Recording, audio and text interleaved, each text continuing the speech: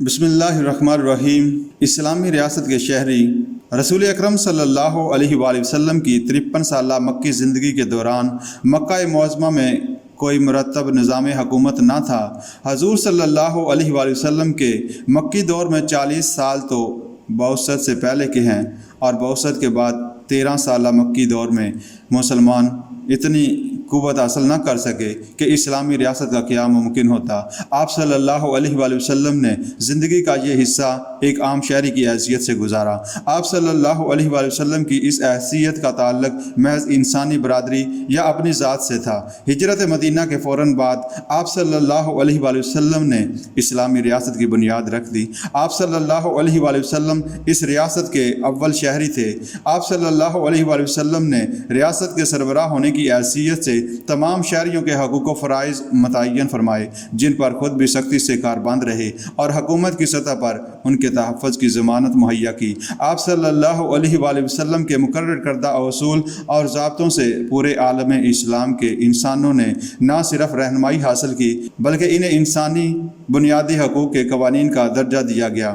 حقیقت یہ ہے کہ جس ریاست میں شہریوں کو بنیادی حقوق کے تحفظ کی ضمانت حاصل نہ ہو، جس معاشرے میں لوگوں کو جان، مال اور عزت و آبرو کا تحفظ حاصل نہ ہو، وہاں لوگوں کے لیے امن و سکون کے ساتھ زندگی بسر کرنا ناممکن ہو جاتا ہے۔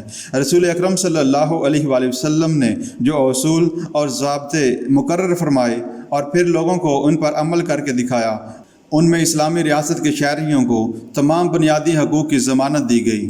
رسول اکرم صلی اللہ علیہ وآلہ وسلم نے شہریت کے اس پہلو کا آغاز مدینہ میں قدم مبارک رکھتے ہی کر دیا تھا۔ آپ صلی اللہ علیہ وآلہ وسلم جب مدینہ منورہ تشریف لائے تو وہاں کے شہریوں کے ساتھ معاہدہ کیا، جو میثاق مدینہ کے نام سے مشہور ہے۔ اس معاہدے کے ایک فریق مدینہ کے یہودی بھی تھے۔ آپ صلی اللہ علیہ وآلہ وسلم نے حتی الامکان اس معاہدے کو نبھانے کی کوشش کی۔ بلا شبہ آپ نے اس دستاویز کی روح سے مدینہ کے شہریوں کے لیے امن و سکون اور اطمینان و استحکام کی بنیاد رکھ دی۔ اسی طرح آپ صلی اللہ علیہ وآلہ وسلم نے مسلمانوں کے دو عناصر مہاجرین و انصار کے درمیان مواخات اور بھائی چارہ قائم فرما کر مسلمانوں کا ایک بہت بڑا معاشرتی اور معاشی مسئلہ نہایت عمدہ طریقے سے حل فرمایا۔ سامعین، آئیے اب حضور صلی اللہ علیہ وآلہ وسلم کے اقوال اور آپ صلی اللہ علیہ وآلہ وسلم کی سیرت مطہرہ کی روشنی میں ان تمام حقوق کا جائزہ لیں جو بحیثیت انسان شہریوں کو حاصل ہیں، اور جن کی رعایت کرنے سے ہر شہری کی زندگی امن و سکون کا گہوارہ بن جاتی ہے۔ نمبر 1، قانون کی پابندی۔ ہر شہری کی یہ ذمہ داری ہے کہ ریاست کے قانون کی پابندی کرے۔ رسول اکرم صلی اللہ علیہ وآلہ وسلم نے اپنی ذات کو بھی ریاست کے قانون کا پابند بنایا۔ آپ صلی اللہ علیہ وآلہ وسلم کے دست مبارک سے اگر کسی کو معمولی سی تکلیف بھی پہنچتی تو آپ اپنے آپ کو بدلے کے لیے پیش فرما دیتے۔ آپ صلی اللہ علیہ وآلہ وسلم نے قانون کے نفاذ میں کبھی بھی کسی سفارش یا کسی منصب و مقام کو رکاوٹ نہیں بننے دیا۔ قریش کے معزز خاندان بنو مخزوم کی ایک عورت پر جب چوری کا الزام ثابت ہو گیا تو لوگوں کے کہنے پر حضور صلی اللہ علیہ وآلہ وسلم کے محبوب خادم حضرت اسامہ بن زید رضی اللہ تعالی عنہ نے سفارش کی۔ ان حضرت صلی اللہ علیہ وآلہ وسلم نے فرمایا، پہلی قومیں اس لیے تباہ ہوئیں کہ ان کے بڑے جرم کرتے تھے تو چھوڑ دیے جاتے تھے اور غرباء کا حد جاری کرتے تھے۔ خدا کی قسم، اگر میری بیٹی فاطمہ رضی اللہ تعالی عنہا بھی چوری کرتی تو اس کا ہاتھ بھی کاٹ دیتا۔ آپ صلی اللہ علیہ وآلہ وسلم نے شہریوں پر بھی احکام کی اطاعت کو لازم قرار دیا۔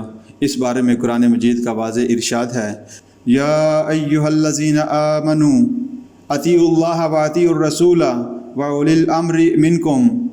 اے لوگو جو ایمان لائے ہو، اطاعت کرو اللہ تعالیٰ کی اور اطاعت کرو رسول کی اور ان لوگوں کی جو تم میں سے صاحب امر ہوں۔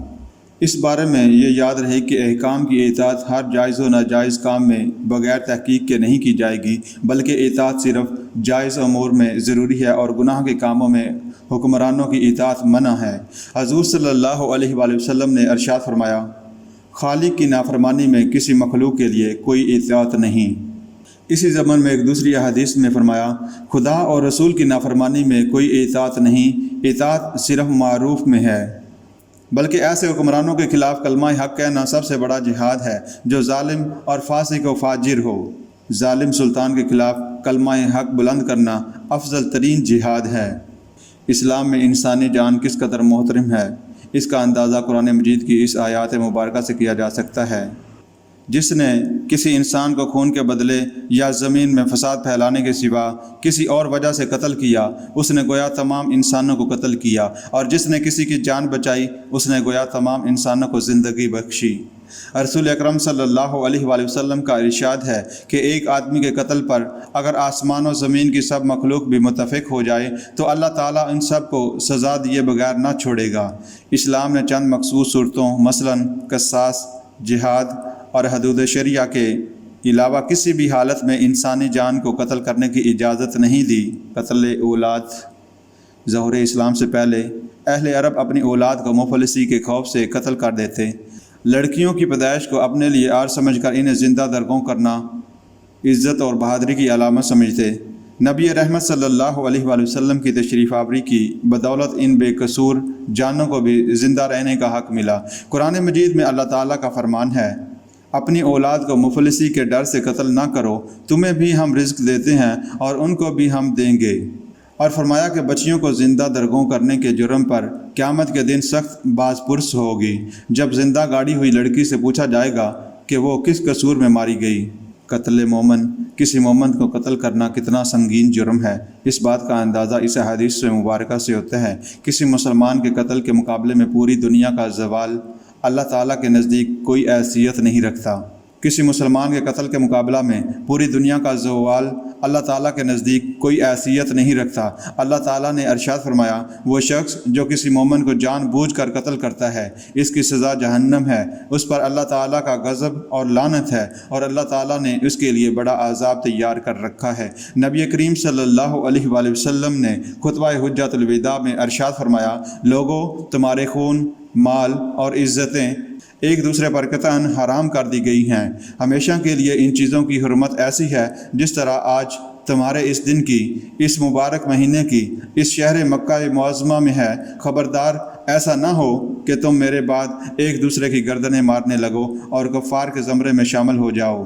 خودکشی کرنا، تحفظ جان کا صرف یہ مطلب نہیں کہ دوسروں کو نہ قتل کیا جائے، بلکہ اسلام میں جس طرح دوسروں کی جان لینے کو ممنوع ٹھہرایا گیا ہے، اسی طرح خود اپنی جان کو بھی ہلاکت میں نہ ڈالنے کا حکم دیا گیا۔ اسی طرح خودکشی کا راستہ بند کر دیا گیا۔ اللہ تعالیٰ کا فرمان ہے، وَلَا تَقْتُلُوا أَنفُسَكُمْ، اور اپنے آپ کو قتل نہ کرو۔ غیر مسلم کو قتل کرنا۔ اسلام نے صرف مسلمان کے خون کو ہی محترم قرار نہیں دیا، بلکہ غیر مسلم کے خون کی حرمت کو بھی تسلیم کیا ہے۔ البتہ جو غیر مسلم دین حق کی راہ میں رکاوٹ بنتے ہوں یا مسلمانوں کے خلاف جارحیت کے مرتکب ہوں اور اسلامی ریاست کا وجود مٹانے کے درپے ہوں، ان لوگوں سے جنگ کرنے اور انہیں قتل کرنے کی نہ صرف اجازت بلکہ حکم دیا گیا۔ اس صورت کے سوا غیر مسلموں کے قتل کو بھی حرام قرار دیا گیا۔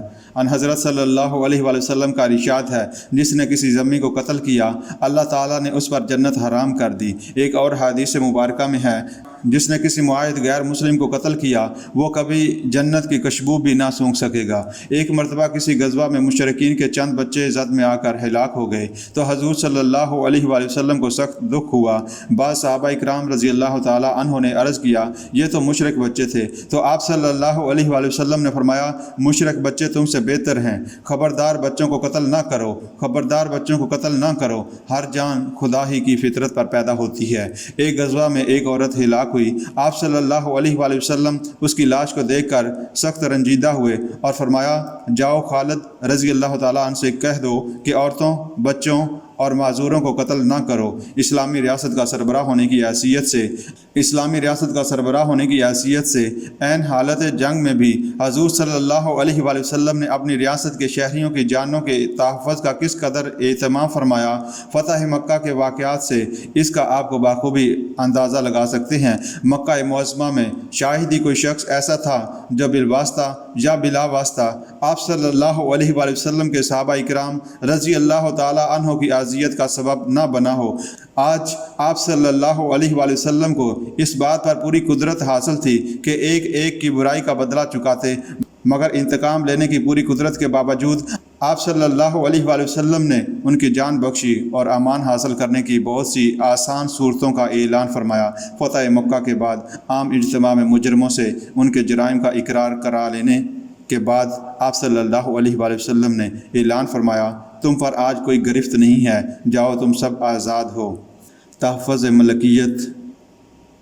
اسلام نے مال کے معاملے میں ہر شہری کو یہ حق دیا ہے کہ جائز اور حلال ذرائع سے مال کمائے اور شریعت کے مقرر کردہ حقوق کی ادائیگی کی پابندی کے ساتھ اسے اپنی ملکیت میں رکھے، اپنے مال کو جائز ضروریات میں استعمال کرے، مزید نفع حاصل کرنے کے لیے مال کو کاروبار میں لگائے، اپنے مال کو کسی وارث کے جائز حقوق کو متاثر کیے بغیر دوسرے شخص کی ملکیت میں منتقل کرے۔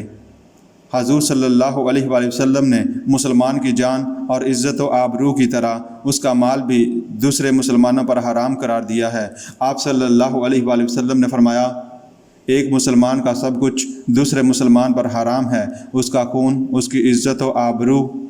تحفظ ملکیت کے حق کی اہمیت کا اندازہ اس حدیث مبارکہ سے ہوتا ہے، جو شخص اپنا مال بچانے میں مارا جائے وہ شہید ہے۔ قرآن کریم میں واضح حکم ہے، اور تم باطل طریقے سے ایک دوسرے کے مال نہ کھاؤ۔ کسی کی زمین ناجائز طور پر چھیننے کے بارے میں ان حضرت صلی اللہ علیہ وآلہ وسلم نے ارشاد فرمایا کہ جس شخص نے کسی کی ایک بالشت برابر بھی زمین ظلم کر کے لی، اس کی گردن میں اس کے برابر 7 زمینوں کا طوق بنا کر ڈال دیا جائے گا۔ اگر حکومت کو اجتماعی مفاد کے لیے کسی کی ذاتی ملکیت اپنے قبضے میں لینے کی ضرورت پڑ جائے تو ضرورت ہے کہ وہ مالک کی رضامندی سے پورا معاوضہ دے کر حاصل کی جائے۔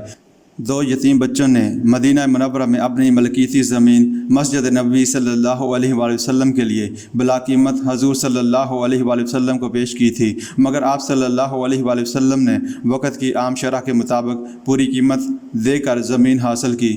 غزوہ حنین کے موقع پر ان حضرت صلی اللہ علیہ وآلہ وسلم نے صفوان بن امیہ سے چند زریں حاصل کیں۔ جب اس نے کہا کہ کیا آپ بلا معاوضہ لینا چاہتے ہیں تو آپ نے فرمایا، نہیں، یہ مستعار ہیں، ان میں سے جو ضائع ہوں گی اس کا معاوضہ دیا جائے گا۔ اسلام نے دوسرے کا مال اس کی رضامندی اور دلی خوشی کے بغیر ہتھیانے کی تمام صورتوں، مثلا چوری، ڈکیتی، غصب، جوا، سود، دھوکہ اور خیانت کو ناجائز قرار دیا۔ چوری بھی چونکہ دوسرے کی ملکیت پر بے جا زیادتی ہے، اس لیے اسلام نے اس کی انتہائی سخت سزا مقرر کی۔ ارشاد باری تعالیٰ ہے، اور چور خواہ مرد ہو یا عورت، دونوں کے ہاتھ کاٹ دو، یہ ان کی کمائی کا بدلہ ہے اور اللہ تعالیٰ کی طرف سے عبرتناک سزا ہے۔ تحفظ آبرو۔ عزت و آبرو کے معاملے میں اسلام کا اصول یہ ہے کہ معاشرے کا ہر فرد صاحب عزت ہے۔ اس بارے میں اسلام حاکم، محکوم، امیر، غریب، نسبی اور نسبی اونچ نیچ کا کوئی فرق روا نہیں رکھتا، لہٰذا اسلامی ریاست کے ہر شہری کا ایک اہم حق ہے کہ اس کی عزت و آبرو کا تحفظ کیا جائے۔ اسلام میں ان تمام امکانی صورتوں سے مسلمانوں کو روکا گیا جن سے دوسرے مسلمانوں کی بے عزتی اور بے آبروئی ہوتی ہو۔ قرآن مجید میں مسلمانوں کو حکم دیا گیا ایک دوسرے کا مذاق نہ اڑایا جائے، ایک دوسرے کو عیب نہ لگایا جائے اور لعن طعن نہ کیا جائے، ایک دوسرے کو برے ناموں اور برے القاب سے یاد نہ کیا جائے، بدگمانی سے اعتراض کیا جائے، دوسروں کی غیبت اور بدگمانی نہ کی جائے، ایک دوسرے کے عیوب اور خامیاں تلاش نہ کی جائیں۔ حضور صلی اللہ علیہ وآلہ وسلم کا ارشاد ہے، جو شخص کسی مسلمان کی پردہ پوشی کرتا ہے اللہ تعالیٰ قیامت کے دن اس کی پردہ پوشی کرے گا۔ حضور صلی اللہ علیہ وآلہ وسلم نے فرمایا، جو شخص اپنی عزت کی حفاظت کرتا ہو مارا جائے شہید ہے۔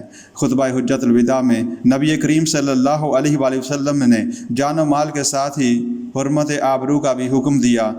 نبی کریم صلی اللہ علیہ وآلہ وسلم نے لوگوں کو توہین و تذلیل کرنے اور انہیں بلا وجہ مارنے پیٹنے سے منع فرمایا۔ آپ صلی اللہ علیہ وآلہ وسلم نے فرمایا، مسلمان کی پشت محترم ہے، اس کی پٹائی نہیں کی جا سکتی، الا یہ کہ اس نے سزا کے قابل جرم کیا ہو۔ جس نے بلا وجہ کسی مسلمان کو مارا اس پر خدا تعالیٰ غضبناک ہوا۔ ایک اور حدیث میں آپ صلی اللہ علیہ وآلہ وسلم نے فرمایا، جس نے کسی دوسرے کی بے عزتی یا آبرو ریزی کی ہو یا کوئی اور ظلم کیا ہو، اس دن سے پہلے جب نہ کوئی روپیہ پیسہ ہوگا نہ مال و دولت، البتہ جو نیک عمل اس کے پاس ہوگا وہ لے لیا جائے گا، اس ظلم کے برابر، اور اگر نیک عمل نہ ہوگا تو مظلوم کی برائیاں لے کر اس پر ڈال دی جائیں گی۔ اسلام میں یوں تو ہر فرد کی عزت و آبرو کے تحفظ پر زور دیا گیا، لیکن خواتین کی عزت و آبرو کی حفاظت کے لیے غیر معمولی تحفظات کا اہتمام کیا گیا۔ سورۃ النور میں مسلمان مردوں اور مسلمان مردوں کو الگ الگ حکم دیا گیا کہ اپنی نگاہیں نیچی رکھیں اور اپنی عزت و آبرو کی حفاظت کریں۔ سورۃ النور ہی میں دوسری جگہ پاک دامن عورتوں پر تہمتیں لگانے والوں کو اللہ تعالیٰ نے دنیا و آخرت میں ملعون قرار دیا ہے اور انہیں سنگین سزا کی وعید سنائی ہے۔